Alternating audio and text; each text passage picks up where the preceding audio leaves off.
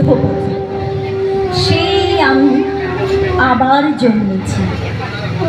ভারতবর্ষের দিকে যে মেয়েটি এই প্রশ্ন ছুড়ে দিয়েছিল, স্ত্রীকে পণ রাখবার অধিকার কে দিল স্বামীকে, তার মতো প্রতিবাদী হাজার বছর ধরে কখনো দেখেছ?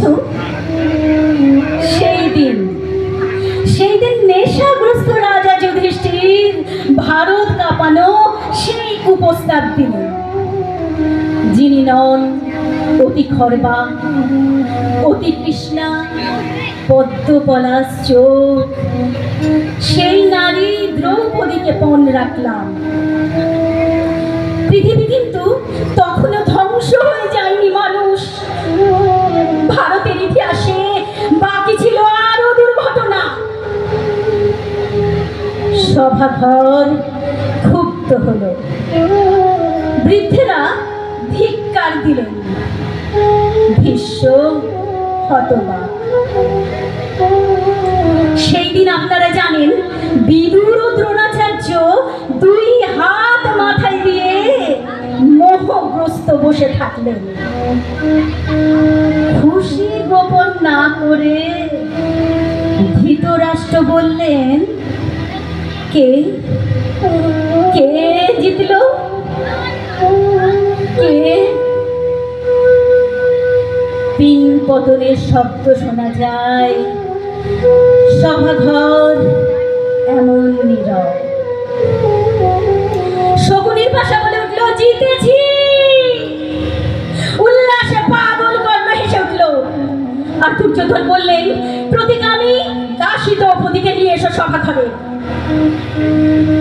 আমার প্রথম স্বামী অধমুখ, দ্বিতীয়ের অবরুদ্ধ ক্রোধ শান্ত করেন তৃতীয়। ফাল্গুন, তুমি হয়তো ক্লিপ ছিলে। হায়! দুঃশাসন এসে টেনে ধরলো চুল, সেই মেঘবর্ণ চুল, যেখানে ফাল্গুন তুমি মুখ গুজে শুয়েছিলে নরম নিশীথে। কন্দর্পকান্তি ভীমসেন এই চুলে খেলা করতে, এই চুলের গন্ধে স্নায়ু শান্ত রাখতেন যুধিষ্ঠির। আর জননী কুন্তি এই চুলে খোপা বানাতে।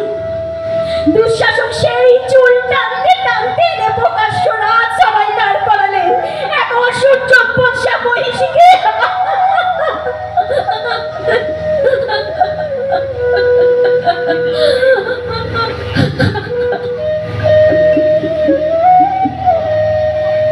তোমরা পুরুষজন বাঁ হাতে নারীকে টেনে অন্তরে পাঠাও, ডান হাতে তোমরা কাপড় টেনে গা থেকে খুলে নাও উন্মুক্ত বাজারে।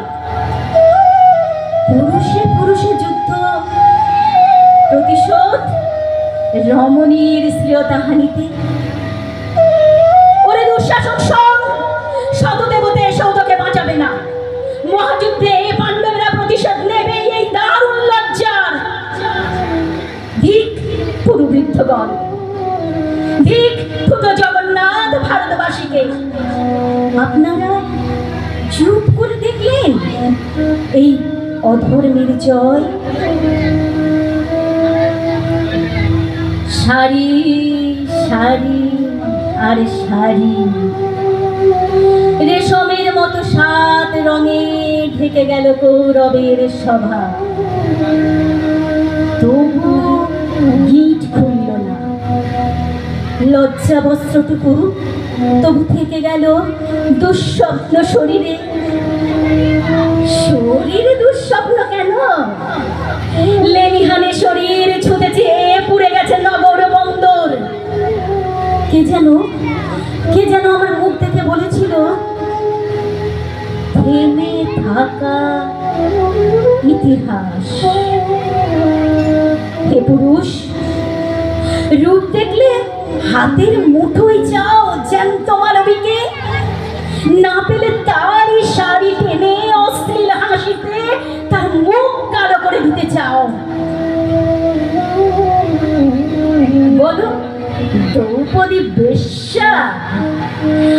ভূপতি, অতএব আমি যদি বেশ্যা হই, তুমিও পুরুষ বেশ্যা কর্ণ মহামতি। তুমি যে নিয়মে চলো, সেই নিয়মে অধিকার আমারও থাকুক। শোনো কর্ণ, শোনো সমাজন, তোমাদের চাই পাশ বিধি নিষেধের দিকে একটি বঙ্কিম প্রশ্ন। আমরা যখন প্রশ্ন করি তোমরা ভয় পাও।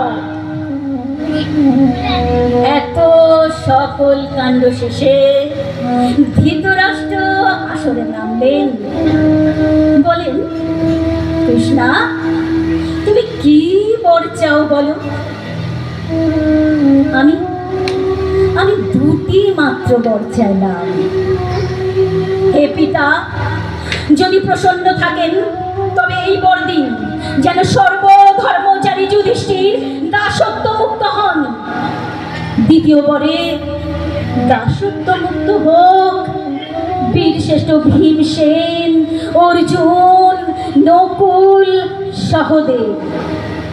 বর চেয়েছিলাম করজোড়ে আমার সমস্ত সন্দেহ লুকিয়ে রেখে